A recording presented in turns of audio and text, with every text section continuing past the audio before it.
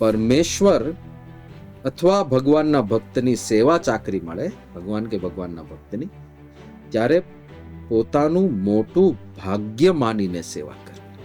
પહેલા તો મહારાજ સેવાની રીત દર્શાવે છે કે ભગવાનની સેવા બહુ મોટા ભાગ્યવાળાને મળે છે, ઓછા પુણ્યવાળાને ક્યારેય મળતી નથી.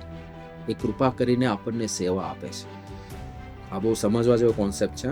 ઘણીવાર આપણે સેવા કરીએ ને ત્યારે આપણને એવું લાગે કે આપણે કંઈક પ્રદાન કર્યું. પ્રદાન નથી કરતા, આપણે મેળવીએ છીએ. કૃપા છે ભગવાનની કે આપણને સેવા મળે છે. એ સામેથી સ્કેર્સિટી ઊભી કરે છે, એ સેવાઓ ઊભી કરે છે. બાકી એ તો સર્વતંત્ર સ્વતંત્ર છે. એક સંકલ્પ માત્ર અનંત બ્રહ્માંડોનું જે સર્જન કરતા હોય એને કોની અપેક્ષા હોય?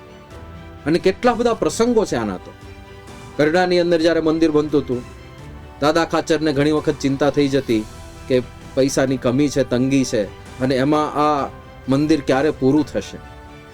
અને ત્યારે શ્રીજી મહારાજે દર્શન કરાવેલા કે દાદા ખાચર શું સંકલ્પ કરો છો? મંદિર તો આમ કરીએ.